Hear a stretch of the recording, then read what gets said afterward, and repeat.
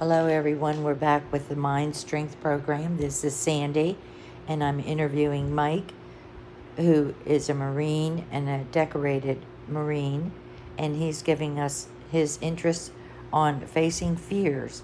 Our we like to say that our saying here with Mind Strength is the fears we don't face become our limitations. So, my question to you, Mike, my question to you, Mike, is how can we make protection innate in our mind instead of reacting to the fear and freezing? How can we make reacting without the fear innate in our minds when a crisis occurs? Well, thank you, Sandy. First off, when we deal with crisis, it is you have to have a learned behavior, how to deal with these things. When we go into situations blindly, that's exactly what it is. You're blind. So we need to prepare ourselves. And when we talk about preparation, preparation goes back to the acronym of fear itself. Face everything and resolve. And we need to train ourselves, train our mind, train our bodies, so that when a situation occurs, we know how to deal with it. And that all comes back to preparation. If you're constantly evaluating situations, well, this could happen, that could happen, this could happen, and you're observing your environment around you, then you know how to deal with things better. There is no foolproof method. But one thing that does happen, if we have fear, it can become debilitating. It can become paralyzing. And when that happens, you have just made yourself an easy target. You can't permit yourself to become paralyzed, because no action at all makes you a victim. So when I'm going to the store, you always have to be observing. Is this a good store to go into? Look, there's 10 thugs standing outside.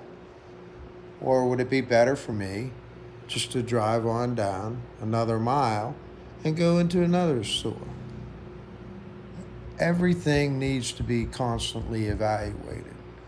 Now, once you are in this situation where you are under attack, and it's sad to say in our society today, this happens completely and indiscriminately in just about everywhere. Churches, schools, malls. And the only thing I can say to that is we got to go back to your preparedness.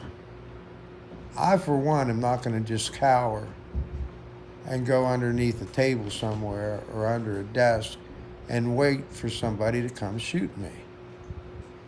Immediately, once I hear that first shot, I recognize this is a situation that needs to be dealt with. The next thing I'm asking myself is, how can I resolve the situation? I know if I stand there and do nothing, I have just made myself a target. Where I look around and I see I can hide behind this and then move up on the shooter this way. Or I can go this way and be able to get to the shooter. For me, I'm going to attack the shooter in any way or mean that I can. If that means picking up a club, throwing something at him, distracting him, anything like that, you need to create some type of situation that they have to deal with. When the person who is the aggressor is dictating what happens, we become victims. The way we need to change that. We need to make them become reactive to what we are doing. I don't care how good of a shot you are or how many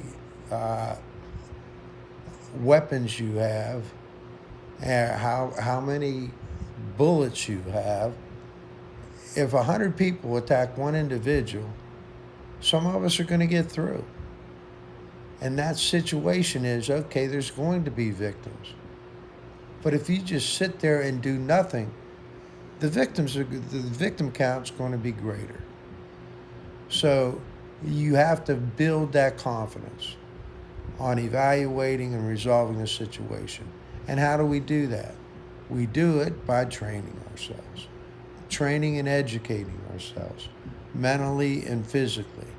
You have to give yourself, you have to get to the point where mentally you're strong enough that you can say, I know I could get injured or even killed here, but I have to do something. Doing nothing is not an option. Training, education, evaluation. And then you have at least the opportunity or the chance to resolve the situation. You don't know how long it's going to take the police, SWAT, or someone else to show up. By the time they get there, you could be a victim if you're just sitting there doing nothing. I do not want to get into discussion on, carrying and concealed weapon and everything like that. But one of the things that it does do, if you have a concealed carry in that type of situation, you have a means to fight back. And that gives you a greater opportunity of survival. And every situation is different.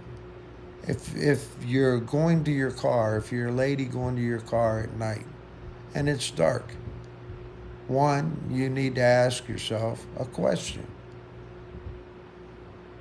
Am I safe here? You look around, so everything's good. There's no strangers standing around.